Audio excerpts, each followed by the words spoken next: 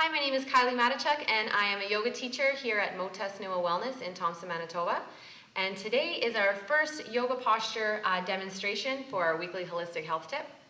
So I kind of want to go over some things about yoga if this is your first time practicing or learning about yoga.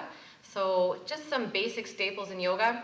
You want to have bare feet. Keep it nice and safe. No running shoes, no socks. You don't even need to buy yoga toes or anything grippy like that. Just bare feet is fine. Comfortable clothes. If you're practicing hot yoga, you want to wear as minimal clothes as possible. Less cotton the better, so you don't feel heavy and bogged down by your own clothes. And there are different mat options as well. So in our studio, we have a brand that we sell called Dusky Leaf.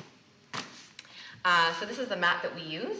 And it's an awesome mat. It has no PVC in it whatsoever, so you don't have that smell that most yoga mats have. They come in different colors.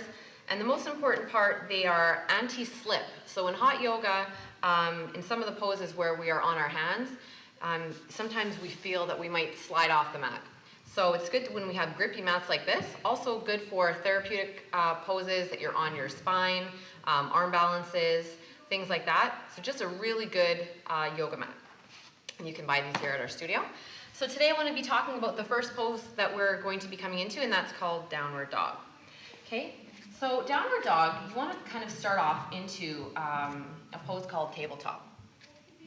So tabletop, you just want to come onto all fours, making sure that your hands are stacked underneath your shoulders. You want to make sure that your knees are in line or parallel with your wrists. Tops of the feet are to the floor. Okay, now you want to practice your Ujjayi breath control like we demonstrated in a previous video. Okay, so inhaling through the nose, you're going to flip the feet over, and as you exhale, you're going to push off of your mat and roll all of your weight into the legs and down. Okay, so you want to rotate the shoulders away from your ears. So sometimes that's a hard cue. So just as if you're standing and you're going to roll your shoulders back, you want to do that in downward dog, just like this. Okay, so coming down, inhaling to come up, pushing all of your weight out of your hands and your wrists.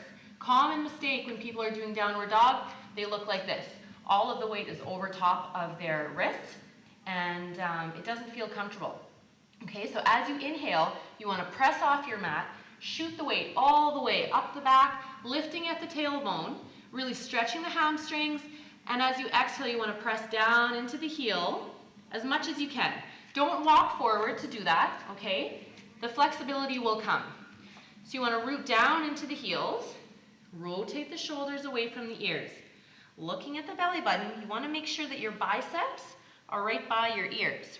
Okay, so inhaling through the nose, bear down, press weight into your index finger and your thumb.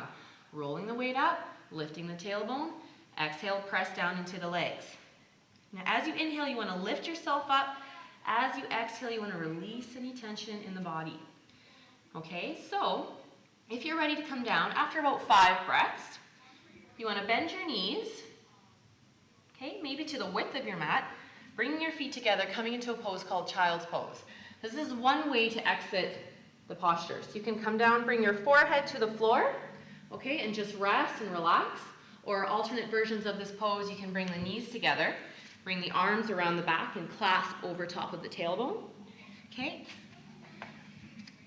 Or rotating the shoulders away from the ears, looking forward on your inhale, you can walk forward to the hands. And on your next inhale, you can come all the way back up. Okay, so downward dog is an awesome posture for children as well. Okay, they can lift the tail up, shake their tail. Okay, they want to do this with mom or dad. And it really helps them focus on your breath. Because in this posture, if you're not focusing on the breath, you're going to feel really, really dizzy. Okay, so some of the physical benefits of downward facing dog is that it builds muscle strength and bone density in the arms and shoulders, opens the chest, increases flexibility through the hamstrings, calves, and the Achilles tendon. Being an inversion, so you want to make sure that you're avoiding this pose if you are pregnant or suffering from high blood pressure. But it stimulates the thyroid and the parathyroid glands in the neck, the pituitary and the pineal gland in the head, and actually reverses the action of gravity on the body and gets the blood and lymph flowing in opposite directions. So really good. So give it a try. If you have any questions, please come see me at our studio on 40 Seal Road. This has been Kylie Matichuk for your weekly Holistic Health Tip. Join us next week right here on Shaw TV.